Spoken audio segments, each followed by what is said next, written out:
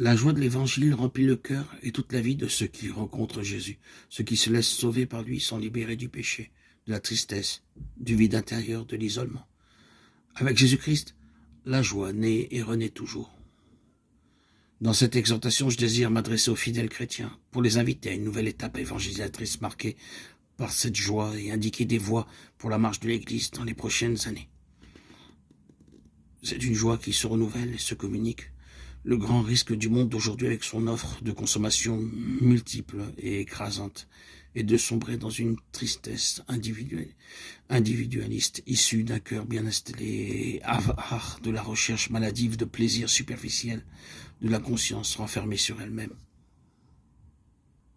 Quand la vie intérieure se ferme sur ses propres intérêts, il n'y a plus de place pour les autres. Les pauvres n'entrent plus. On n'écoute plus la voix de Dieu. On ne jouit plus de la douce joie de son amour. L'enthousiasme de faire le bien ne palpite plus. Même les croyants courent ce risque. Certains est permanent. Beaucoup y succombent, se transforment en personnes vexées, mécontentes, sans vie, aigries.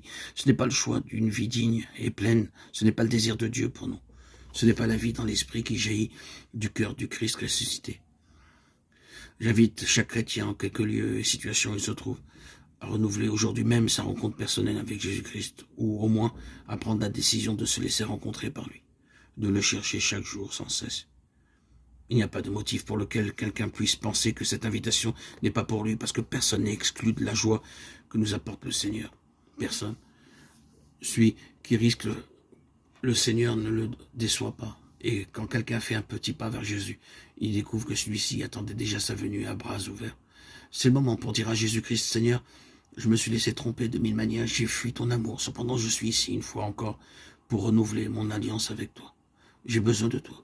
Rachète-moi de nouveau, Seigneur, accepte-moi encore une fois entre tes bras rédempteurs. Ça nous fait tant de bien de revenir à lui quand nous nous sommes perdus. J'insiste encore une fois, Dieu ne se fatigue jamais de pardonner. C'est nous qui nous fatiguons de demander sa miséricorde. Ceux qui nous invitaient à pardonner 70 fois, 7 fois, Matthieu 18, 22, nous donne l'exemple. Il pardonne 70 fois, 7 fois. Il revient nous charger sur ses épaules une fois après l'autre.